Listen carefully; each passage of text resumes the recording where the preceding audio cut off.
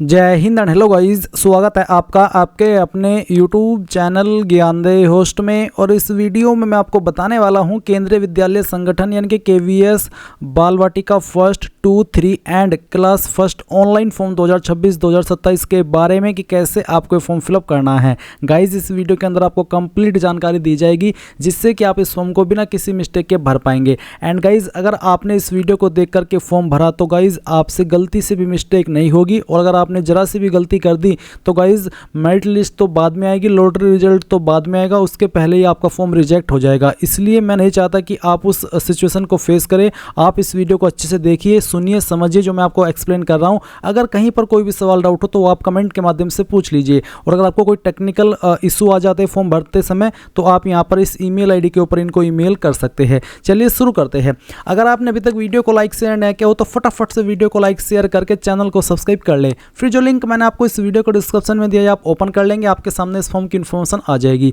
यहाँ पर बता दूं कि अप्लाई करने के लिए किसी भी कैटेगरी कैंडिडेट को कोई फीस पे करने की आवश्यकता नहीं है। एंड फॉर्म आप लोग यहाँ पर 2 अप्रैल 2026 रात 11:59 तक भर सकते हैं।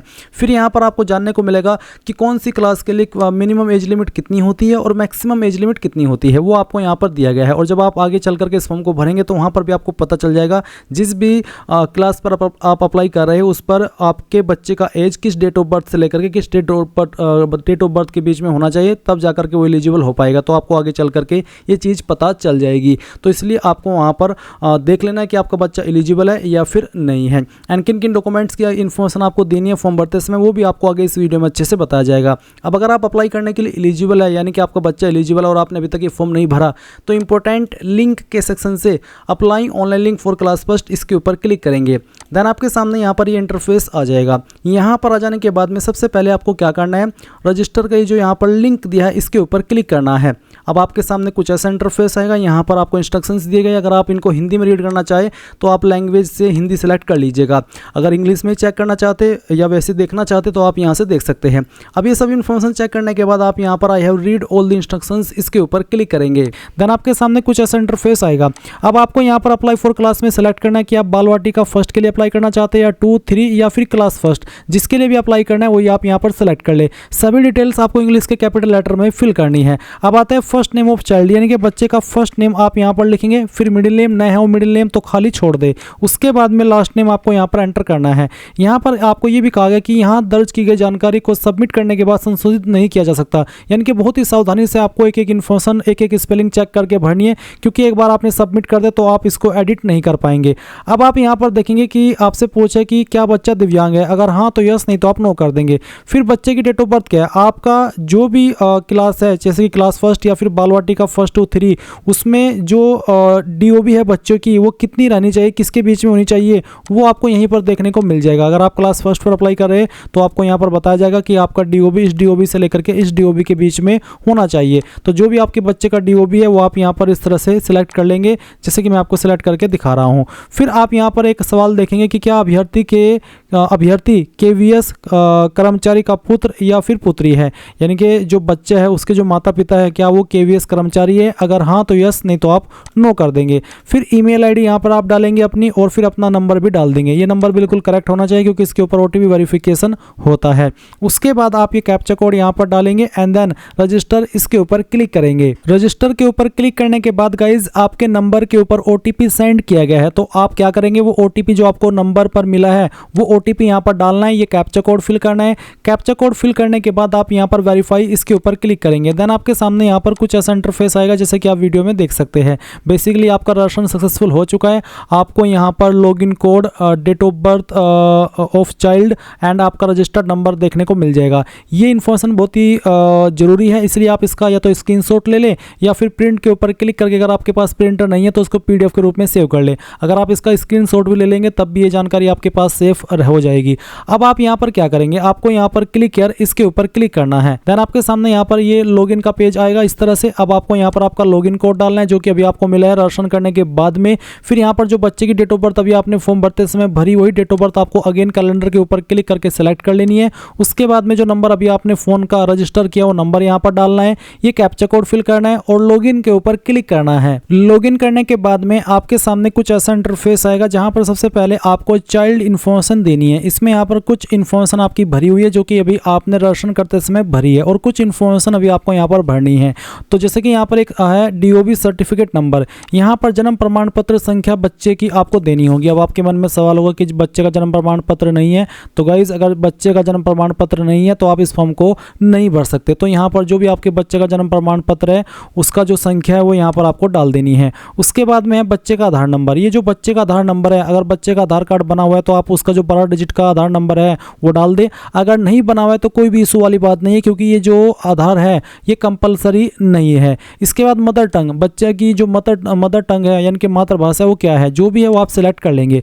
उसके बाद में यहाँ पर थोड़ा सा आपको नीचे आना है और जो अन्य इन्फॉर्मेशन है वो देनी है। जैसे कि यहाँ पर एक सवाल है कि जेंडर क्या है बच्चे का, मेल फीमेल या थर्ड जेंडर, जो भी है वो आप सिलेक्ट कर लेंगे। फिर बच्चे का ब्लड ग्रुप क्या है, अब बच्चे का ब्लड ग्रुप भी पता होना अनिवार्य है, क्योंकि ये जो ऑप्शन है कंपलसरी है। तो अगर आपके बच्चे का ब्लड ग्रुप आपको नहीं पता तो उसका टेस्ट कराइए ब्लड का, और जो भी ब्लड ग्रुप आए वो फिर आपको यहाँ पर सिलेक्ट कर लेना है। फिर कास्ट कैटेगरी बच्चे की क्या है, जनरल है। अगर जनरल है तो आपके सामने ये वाला ऑप्शन आएगा जहाँ पर फैमिली इनकम ग्रुप सिलेक्ट करना होगा कि EWS है या फिर बिलो पॉवर्टी लाइन यानी कि BPL, या फिर BPL EWS से संबंधित नहीं। तो जो भी है आपकी कैटेगरी जनरल होने पर वो आपको सेलेक्ट करनी होगी। अगर आप OBC है तो फिर आपके सामने सवाल आएगा कि क्या आप OBC क्रीमी लेयर है, नॉन क्रीमी लेयर है। ये आपके सर्टिफिकेट के ऊपर मेंशन होता है कास्ट के, जिसमें कि लिखा होता है कि आपकी जो कास्ट है वो क्रीमी लेयर में आती है या फिर नहीं आती है। अगर आप OBC क्रीमी लेयर है तो कोई अतिरिक्त ऑप्शन नहीं आएगा, बट अगर OBC नॉन क्रीमी लेयर है आपके सर्टिफिकेट के अकॉर्डिंग, देन आपको यहाँ पर कास्ट सर्टिफिकेट की जानकारी देनी है। अब ये कास्ट सर्टिफिकेट की जानकारी कैसे कहाँ पर भरनी है वो आप यहाँ पर जान लीजिए।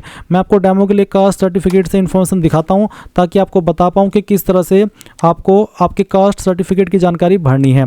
तो ये कास्ट सर्टिफिकेट है, इसमें आप यहाँ पर देख सकते हैं प्रमाण पत्र क्रमांक। ये जो प्रमाण पत्र क्रमांक है वो आपको यहाँ पर इसमें सर्टिफिकेट नंबर के अंदर फिल करना है। उसके बाद में आप देखेंगे प्रमाण पत्र जारीकर्ता प्राधिकरण, यानी कि कौन सी अथॉरिटी ने इसको जारी किया है। तो आपका सर्टिफिकेट देखना है और नीचे की तरफ आना है, और जहाँ पर सक्षम अधिकारी और स्लैश के बाद में जिस भी पोस्ट को लिखा है वो पोस्ट आप यहाँ पर लिख देंगे। जैसे कि ये सर्टिफिकेट हुआ है तहसीलदार के द्वारा, तो ये जो सर्टिफिकेट जनरली तहसीलदार के द्वारा जारी होता है, फिर नायब तहसीलदार, मजिस्ट्रेट, CO इन पोस्ट के अधिकारी द्वारा जारी होता है। तो आपको आपका सर्टिफिकेट चेक करना है, उस पर यहाँ पर सक्षम अधिकारी के बाद में जिस भी पोस्ट को लिखा गया है वही पोस्ट आपको यहाँ पर इसमें लिख देनी है सर्टिफिकेट इश्यूइंग अथॉरिटी के सेक्शन में।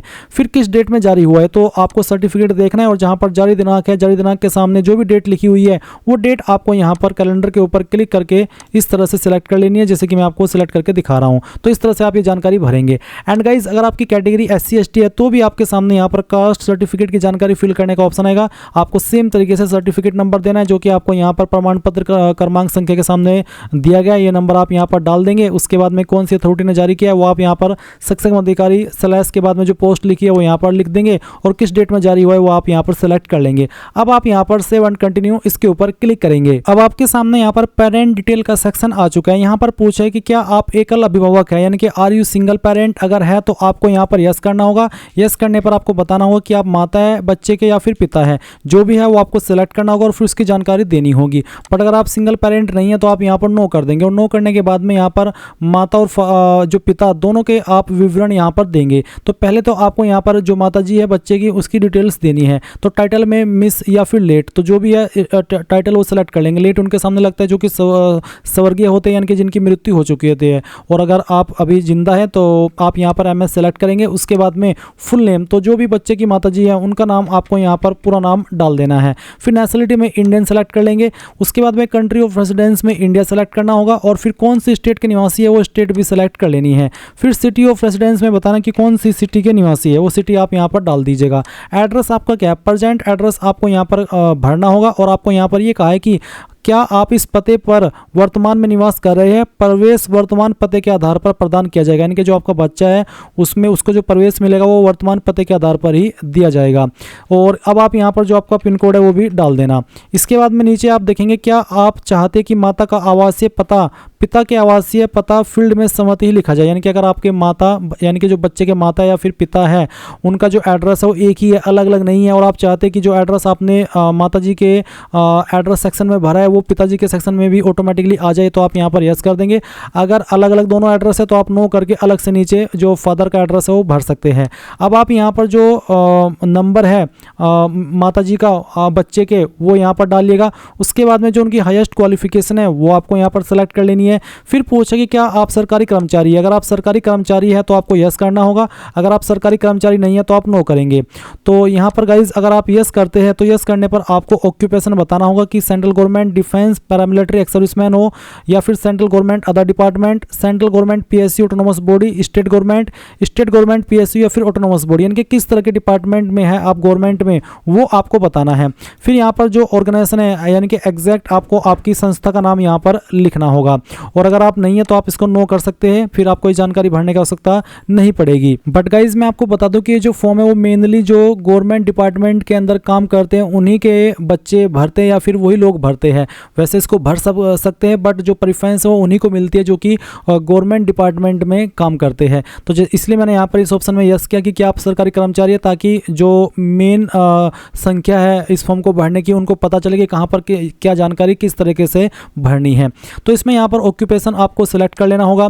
उसके बाद में ऑर्गेनाइजेशन यानी कि कौन से ऑर्गेनाइजेशन के अंदर काम करते हैं उस संस्था का नाम आपको यहाँ पर लिख देना है। डेजिग्नेशन यानी कि कौन सी पोस्ट पर काम करते हैं उस पोस्ट का नाम आपको यहाँ पर लिखना होगा। फिर यहाँ पर कर्मचारी समूह, एम्प्लॉय ग्रुप क्या है, ग्रुप ए हो, ग्रुप बी, ग्रुप सी, यानी कि आपकी पोस्ट कौन से ग्रुप के अंदर आती है वो आप यहाँ पर सेलेक्ट कर लेंगे। उसके बाद में एनुअल इनकम कितनी है वो सेलेक्ट करेंगे, 2.5 लाख या फिर 2.5 से 5, 5 से 8 जो भी है वो आप सेलेक्ट कर लेंगे। उसके बाद यहाँ पर नीचे आता है फादर का विवरण। तो गाइज जैसे कि अब मैं ऊपर पहले माता वाले ऑप्शन में यस कर चुका हूँ कि मेरे जो माता जी है और जो पिताजी है उनका एड्रेस एक ही है, तो यहाँ पर ऑटोमेटिकली नीचे उसका एड्रेस आ चुका है जो मैंने माता के सेक्शन में भरा है। अब आपको यहाँ पर क्या भरना है, इसमें आपके फादर का नेम भरना होगा, तो जो भी है टाइटल पहले वो सेलेक्ट कर ले और फिर फादर का नेम यहाँ पर आप एंटर कर दे। उसके बाद आप नीचे की तरफ आएंगे और यहाँ पर आपको जो फादर है उनका मोबाइल नंबर देना है और फिर यहाँ पर ईमेल आईडी देनी है। उसके बाद में हाईएस्ट क्वालिफिकेशन फादर की क्या है वो आपको सेलेक्ट कर लेनी होगी। उसके बाद में पूछेगी क्या आप सरकारी कर्मचारी, अगर है तो यहाँ, नहीं तो नहीं। तो अगर आप यहाँ पर यस करते तो उसके बाद में आपको इसमें ऑक्यूपेशन बताना होगा यानी कि कौन सी गवर्नमेंट के अंदर है। उसके साथ ही आपको यहाँ पर ऑर्गेनाइजेशन का नाम देना होगा, पोस्ट का नाम देना होगा जिस पोस्ट पर रहकर के काम कर रही है। उसके साथ ही कौन सी ग्रुप के अंदर वो आते हैं उनकी पोस्ट वो आपको सेलेक्ट करनी है। एनुअल इनकम कितनी है वो भी आपको यहाँ पर सेलेक्ट कर लेना है। और इसके बाद गाइज आप सेव एंड कंटिन्यू इसके ऊपर क्लिक करेंगे। अब आपके सामने यहाँ पर चाइल्ड सिबलिंग का एक ऑप्शन आता है जहाँ पर पूछे कि बच्चे के भाई बहनों का विवरण भरे। यदि कोई भाई बहन नहीं है तो आप इस चरण को छोड़ सकते हैं। अगर बच्चा सिंगल है तो ये फिर आपको भरने की आवश्यकता नहीं है, बट अगर आप बच्चे के भाई बहन है तो आप ऐड डिटेल इसके ऊपर क्लिक करेंगे और जो बच्चे का चाहे वो भाई है चाहे फिर बहन है उसका नाम आपको यहाँ पर देना है। तो जो भी नाम है वो आप यहाँ पर भरेंगे, फिर उसका जेंडर बताएंगे कि वो मेल है या फिर फीमेल है। साथ ही उसकी जो डेट ऑफ बर्थ है वो क्या है, वो डेट ऑफ बर्थ भी आपको यहाँ पर इस तरह से सिलेक्ट कर लेनी होगी, जैसे कि मैं आपको यहाँ पर सिलेक्ट करके दिखा रहा हूँ। ये सिलेक्ट करने के बाद में आप यहाँ पर मंथ सिलेक्ट करेंगे और डे। देन गाइज यहाँ पर पूछे कि बच्चा जो है वो अध्ययनरत है कि अभी पढ़ रहा है, अगर हाँ तो यस, नहीं तो नो करेंगे। उसके बाद में कौन सी क्लास के अंदर है, जो भी क्लास के अंदर है वो आपको यहाँ पर सेलेक्ट कर लेनी होगी। जो भी है वो आप यहाँ पर इस तरह से सिलेक्ट कर लेना। उसके बाद में यहाँ पर स्कूल टाइप क्या है, केंद्रीय विद्यालय, अदर गवर्नमेंट स्कूल या फिर अदर प्राइवेट पब्लिक स्कूल। तो जिस तरह के स्कूल में भी वो पढ़ रहा है वही आपको यहाँ पर सिलेक्ट कर लेना है। उसके बाद आप ऐड के ऊपर क्लिक करेंगे तो ये जो जानकारी है आपकी वो यहाँ पर ऐड हो जाएगी। इसी प्रकार से अगर आपके बच्चे के जो भाई बहन है वो और भी है एक से ज़्यादा तो आप उसकी संख्या भी सेम तरीके से भर सकते हैं डिटेल्स, जैसे कि भी मैंने यहाँ पर एक बच्चे की भर करके दिखाई। नहीं तो आप यहाँ पर अगर एक ही है तो कंटिन्यू इसके ऊपर क्लिक कर देंगे। अब यहाँ पर आते हैं choice of school. Choice of school सबसे महत्वपूर्ण विकल्प है, इसलिए आपको सही से जानकारी को समझ करके भरना है। यहाँ पर पहले ही बोल दिया कि आप 3 अलग अलग केंद्रीय विद्यालयों में किसी भी प्राथमिकता के बिना आवेदन कर सकते हैं। स्कूल विकल्पों को भरने के लिए नीचे दी गई टैब पर क्लिक करें। तो यहाँ पर आपको इंपॉर्टेंट इंस्ट्रक्शंस में ये भी कहा है कि विकल्प क्रमिक रूप से भरे जाने चाहिए। पिछला विकल्प भरा न गया हो तो अगला विकल्प नहीं खुलेगा। साथ ही एक विकल्प को भरने के बाद में उसे हटाया नहीं जा सकता। अगर आपको उसको हटाना है तो आपको पहले तीसरे को हटाना होगा, फिर दूसरा, फिर पहला। इस तरह से आप उसको हटा सकते हैं, बट ये भी तब जब आप फॉर्म को फाइनल सबमिट न करें। तो यहाँ पर सिलेक्ट स्कूल फर्स्ट में आपको सेलेक्ट करना हो कि इसमें चूज स्टेट ऑफ स्कूल, कौन सी स्टेट के अंदर स्कूल चाहते हैं वो स्टेट यहाँ पर आपको सेलेक्ट करनी है।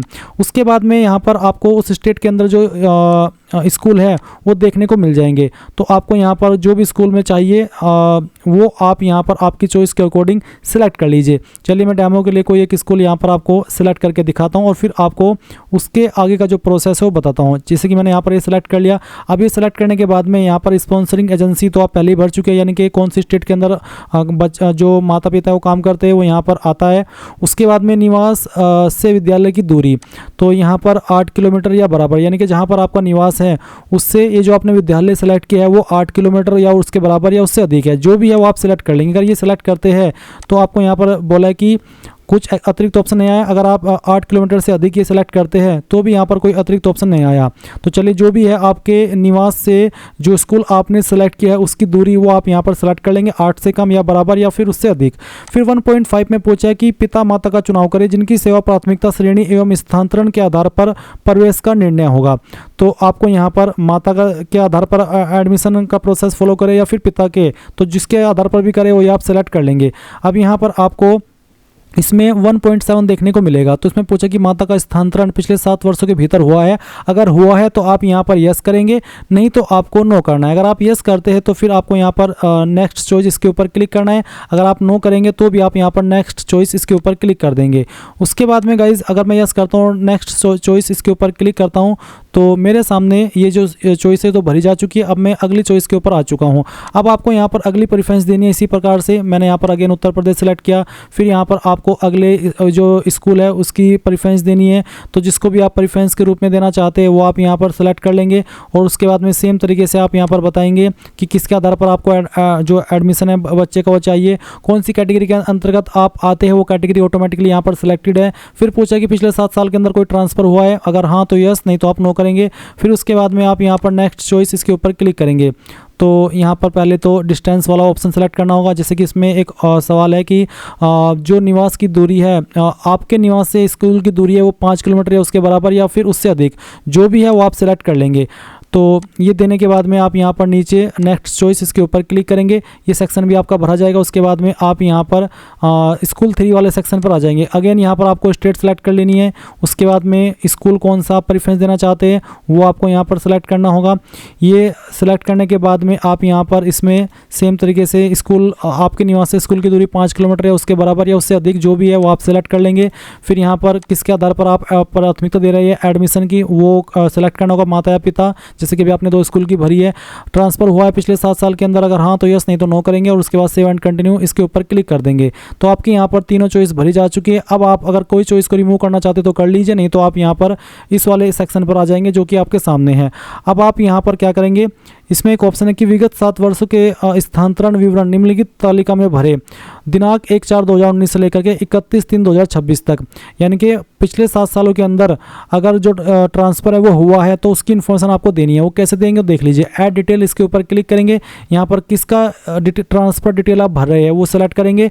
उसके बाद में यहाँ पर आपको बताना है ऑफिस यूनिट फ्रॉम, कौन से ऑफिस से हुआ है उसका नाम आपको यहाँ पर एंटर करना है। मैं डेमो के लिए भर रहा हूँ। उसके बाद में पैलेस फ्रॉम, कहाँ से हुआ है उसका एड्रेस आप यहाँ पर, वो सिटी का नाम आप यहाँ पर लिखेंगे। उसके बाद में कार्यालय ज्वाइन करने की तिथि, किस डेट में कार्यालय ज्वाइन किया था वो डेट आपको यहाँ पर सेलेक्ट करनी होगी इस तरह से, जैसे कि मैं आपको यहाँ पर बता रहा हूँ। उसके बाद में कार्यालय से रिलीज होने की तिथि, तो कार्यालय से रिलीज कब हुए थे वो डेट यहाँ पर आपको सेलेक्ट करनी होगी। उसके बाद में यहाँ पर मैं एक बार पहले डेट आपको सेलेक्ट करके दिखा देता हूँ लाइव वे में, ताकि आपको पता चल सके। तो हमने यहाँ पर कार्यालय ज्वाइन करने की तिथि भरी। उसके बाद में कार्यालय से रिलीज होने की तिथि क्या थी, यानी कि कब आपका ट्रांसफ़र हो गया था, वो आपको यहाँ पर सेलेक्ट करना होगा। तो चलिए हम इसको सेलेक्ट कर लेते हैं। उसके बाद में यहाँ पर जितने दिन आप वहाँ पर ठहरे हैं उसकी संख्या ऑटोमेटिकली कैलकुलेट कर ली जाएगी। फिर आता है स्थानांतरित कार्यालय, यानी कि ऑफिस, कहाँ से आप ट्रांसफ़र हुए हैं उस कार्यालय का नाम आपको यहाँ पर फिर से एंटर कर देना है। उसके बाद में कहाँ पर आपका ट्रांसफ़र हुआ है वो आप यहाँ पर लिख देंगे। जैसे कि चलिए मैं यहाँ पर ये लिख देता हूँ। फिर आप यहाँ पर देखेंगे 2 कार्यालयों के बीच की दूरी यानी कि कितने किलोमीटर थी, को 2 कार्यालयों के बीच की दूरी वो आप यहाँ पर इस तरह से लिख देंगे। फिर स्थानांतरण संख्या यानी कि जो ट्रांसफ़र ऑर्डर नंबर है वो भी आपको यहाँ पर डाल देना। ये मैं डेमो के लिए भर दे रहा हूँ, आप आपका रियल ट्रांसफ़र नंबर डालेंगे और फिर ऐड के ऊपर क्लिक करके इस जानकारी को इस तरह से ऐड कर देंगे। एंड इसके बाद गाइज आप यहाँ पर अगर कोई भी और भी डिटेल है आपके ट्रांसफ़र की, आपके ज़्यादा ट्रांसफ़र हुए 7 साल के अंदर पिछले, तो सभी ट्रांसफ़र की इन्फॉर्मेशन भरेंगे, नहीं तो सेव एंड कंटिन्यू इसके ऊपर क्लिक कर देंगे। अब आपके सामने यहाँ पर फोटो सिग्नेचर का जो ऑप्शन है वो आ चुका है। जो आपके बच्चे का फोटो है वो 200 KB से कम हो साइज उसका, और यहाँ पर आपको जो बच्चे की तिथि का प्रमाण है यानी कि बर्थ सर्टिफिकेट है वो भी अपलोड करना है। तो आप यहाँ पर क्या करेंगे, चूज फाइल इसके ऊपर क्लिक करेंगे और जहाँ पर भी बच्चे का फोटो है वो बच्चे का फोटो आपको यहाँ पर सेलेक्ट करना होगा। मैं फॉर्म डेमो के लिए भर रहा हूँ, तो चलिए मैं एक रैंडम फाइल आपको सेलेक्ट करके दिखाता हूँ। ये फाइल मैंने सेलेक्ट की, इसको ओपन किया, फिर आप अपलोड इसके ऊपर क्लिक करेंगे, फाइल यहाँ पर आ जाएगी। व्यू के ऊपर क्लिक करके आप इसको व्यू भी कर सकते हैं कि सही फाइल अपलोड हुई भी है या फिर नहीं। उसके बाद आपको यहाँ पर जो बच्चे का जन्म प्रमाण पत्र है वो भी अपलोड करेंगे। तो चूज फाइल के ऊपर क्लिक कीजिए और जहाँ पर भी बच्चे का जन्म प्रमाण पत्र है वो आपको यहाँ पर सेलेक्ट करना होगा। फाइल जहाँ पर भी आपके बच्चे के जन्म प्रमाण पत्र की है वो आपको सेलेक्ट कर लेनी है। मैं डेमो के लिए इस फॉर्म को भरा हूं तो मैंने इसको सेलेक्ट किया, ओपन किया, फिर अपलोड के ऊपर क्लिक करेंगे, आपकी फाइल अपलोड हो जाएगी। तो इसके बाद आप नीचे की तरफ आएंगे, अगर आपको कास्ट सर्टिफिकेट अपलोड करने को बोला जा रहा है, आप SC ST OBC है तो आप वो भी अपलोड कर देंगे। फिर यहाँ पर वो डॉक्यूमेंट्स की इन्फॉर्मेशन दी गई जिनकी आवश्यकता आपको, जब आपका सिलेक्शन हो जाएगा बच्चे का, इनकी आवश्यकता आपको पड़ने वाली है। तो इनमें से जो डॉक्यूमेंट्स आपके ऊपर लागू हो वो सभी डॉक्यूमेंट्स आप तैयार करके रख लेना। इसके बाद आप यहाँ पर सेव एंड कंटिन्यू इसके ऊपर क्लिक करेंगे। अब आपके सामने यहाँ पर आपके फॉर्म का फाइनल प्रीव्यू आ चुका है। जो भी जानकारी शुरू से लेकर अभी तक भरी है वो सभी आपके सामने है। पूरी जानकारी आप अच्छे से टाइम लगा करके चेक कर लेना। जब आप पूरी तरीके से श्योर हो जाए तो आपको यहाँ पर सेव एंड कंटिन्यू इसके ऊपर क्लिक करना है। देन गाइज यहाँ पर जो नंबर आपने रजिस्टर किया था उसके ऊपर एक OTP जाएगा। जैसे ही आप वो OTP डाल करके यहाँ पर सबमिट करेंगे तो आपका फॉर्म फाइनल सबमिट माना जाएगा। जब तक आप OTP डाल करके सबमिट नहीं करेंगे तब तक आपका फॉर्म फाइनल सबमिट नहीं माना जाएगा। और जैसे ही फॉर्म यहाँ पर सबमिट हो जाए तो आप उसका प्रिंट लेकर के रख लीजिएगा। और इस तरह से गाइज आप लोग केंद्रीय विद्यालय class first admission online form 2026-2027 भर पाएंगे। आई होप ये प्रोसेस आपको पसंद आया होगा। So thanks for watching. जय हिंद।